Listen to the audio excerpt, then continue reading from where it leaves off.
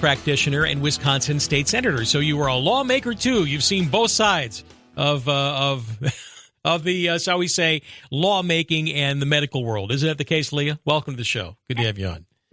Thank you so much, Bill. Yes, I wear a few hats, as well as being the running state government affairs for the National Taxpayers Union, the oldest taxpayer advocacy group in the country. So I get to combine all of those previous experiences into my current role, and I love what I do. Okay, well, we need about 400 of you here in the state of Oregon because there doesn't appear to be a whole lot of taxpayer advocates going on here, because we're just looked at as donkeys to be milked or just mules to be worked to death, I think, in the state of Oregon. I feel sorry for you. I really do. But I appreciate the fact that you are a voice of common sense. Trying our best here. Leah, I wanted to talk with you about the 340B situation here. And it was a bill that the state legislature in Oregon passed. And you guys at National Taxpayer Union are paying attention to this because it matters. But it was done supposedly to lower prescription drug prices, right? And that's always very popular. Correct. You hear about that. Hey, you're going to make my drugs cheaper. Hooray! But somehow it doesn't work out that way. Can you explain what 340B was supposed to happen, Sure. what expanding it might do, and what's really happened so far? What do you say?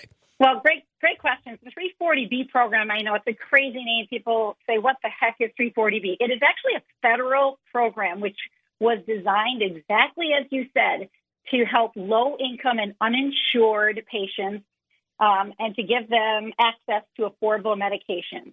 A lot of things that happen in the legislature start with good intentions, but then suddenly there are cracks in the system that people will take advantage of.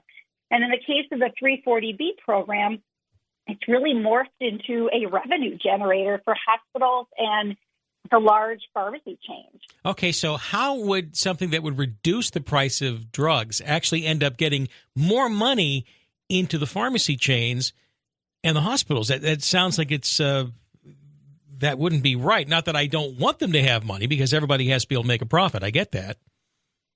Well, what happens is that the entities are buying drugs at a steep discount, and they're getting them from the pharmaceutical manufacturers. And then what they do is they turn around and they bill patients and taxpayers for the full price. And then guess what they do? They pocket the rest. And this is where it's become very problematic. And because of the federal program, the fix has to occur at the federal level, but states are jumping in thinking, okay, we can try to fix this.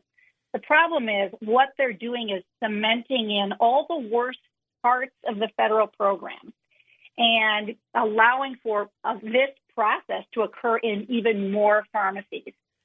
And ultimately, it's going to hurt those that require the helping hand of government. I mean, you and I, being that we believe in smaller government, we still believe there is a role for government for certain things. And This was an honorable role and goal for government help. But unfortunately, it has been abused. And what states need to do is, first of all, defer to their federal counterparts and have them fix it. But there are some things that they could do in terms of requiring more transparency in a program which has completely has run amok and is not transparent at all.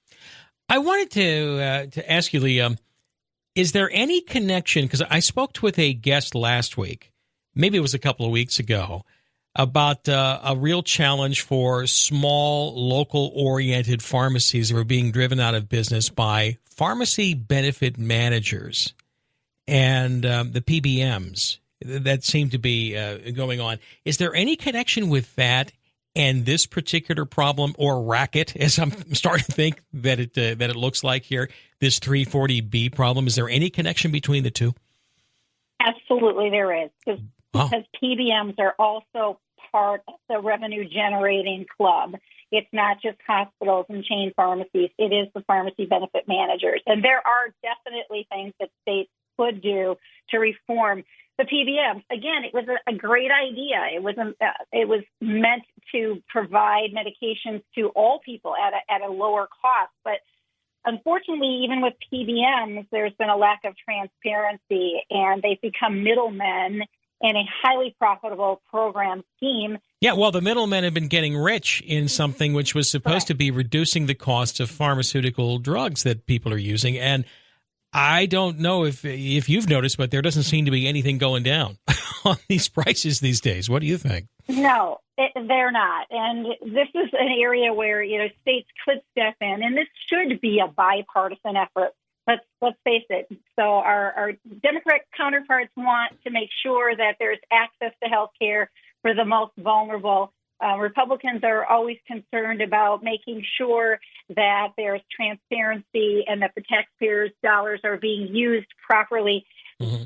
This should be a marriage of the two sides moving forward and trying to protect the best parts of a program, but also protect taxpayers and patients. I mean, it's ridiculous how this program has been gone off the rails, and we have examples in other states.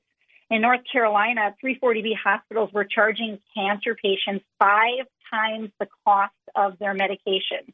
At the same time, they were billing state health plans and taxpayers. So the taxpayers are getting, the full cost, but no one's getting the benefit. In Utah, the 340B mandate was projected to cost the state nearly $2 million in lost drug rebates. So think about that when it comes to your state employees and your state employee health care plans. And well, I even look at, we have a county which does its own health plan when it comes to its local employees too. So yeah, I would imagine this affects all that kind of stuff. So now the drug manufacturers in these 340B worlds are supposed to offer a steep discount on medications. I would imagine that these are probably some of the most common drugs, right? Or is it all of them? It is. There's usually a formulary when it comes to state programs. Okay. But they are offering the discounts, but the discounts aren't being realized, and that's where the problem is. And so what we really need to see is more accountability. Now, when you say accountability, does that mean then that the hospital shouldn't be able to take the discount drug and then mark it up 5 times again? Right. They should be reporting how much revenue they earn from the program and how that money is spent. It's very clear that the program that was meant to help people who are needy, it's not happening. And most of the 340 drugs, I think in Oregon, it's almost 50% of the 340B pharmacies aren't even in low-income areas. They're in affluent parts of your state. So this program that was meant for the needy is clearly not reaching the people that need the program the most. And we could go on talking about different things that could be done, but certainly transparency and requiring that, the 340B discount be passed to the uninsured or to cash-paying patients. Okay. What about... There's no requirement. Okay. Now, there's no requirement for that to happen. Now, this is... my mother is, I'm just going to give you my personal example because I'm involved in the purchasing and paying for her drugs when I take care of my mother. Mother's elderly. And so she's at a community health center, like a clinic, local health clinic. Would that be an example of those 340B kind of places where they're supposed to pass on the steep discounts to the people? Very likely. With not knowing the exact specifics, my guess is that it is correct. Okay. And the bill that's currently going through the legislature is just going to make it more likely that this is going to happen in more pharmacies. And so it just means that there's going to be less of an opportunity for those savings to be passed on because there will be more players who will be taking advantage of the discounts instead of passing them on. Okay. And that's the real travesty. And, as a former nurse myself, who took care of the neediest of needy people in my hometown of Milwaukee, Wisconsin, it really pains me to see that a program that was meant to help these people is really has gone off the rails and is pocketing people that have plenty of money and aren't using that money in the proper fashion. All right. So, now, does this mean, and I'm sorry if I'm asking kind of weird questions because, right, it's not transparent, or does that mean that we have people of means, let's say you go to Costco pharmacy, are they getting 340B discounts? Do you know? Very likely. I mean, very likely. The big chains are oftentimes a part of the eligible program. Okay. Correct. But yeah, we're getting discounts to go to relatively wealthy or at least reasonably well-off clientele, right? That's right. That's right. It's very unfortunate, and something has to be done. And the biggest fix has to happen in Washington. And Bill, you and I both know those fixes are hard to come by, but that doesn't mean we shouldn't stop trying to do some things at the state level. And certainly the lawmakers in your state could be setting up a program for transparency, reporting what is actually going on, sharing that information with their federal counterparts so that at the federal level, and there is a bipartisan group of lawmakers in Washington that are working on it. And, I'm a big believer in states creating all the reforms. I'm a big believer in federalism, and that except if you lived in Oregon, if you lived in Oregon, you would want a very strong, smart federal government, because I don't know if anything's going to make Oregon. That's true. Okay. Sorry, stand corrected. I'm just having fun with you here, Leah. I'm having fun with you, Leah. We got to laugh at the absurdity of it sometimes, okay? Absolutely. All right. No, I get that. You want to try to let the states do what the states can do best. Now, is there a bill number that they're working on in Oregon? There's like 3,000 bills that these people have shoved through this time around. It's just astounding, okay?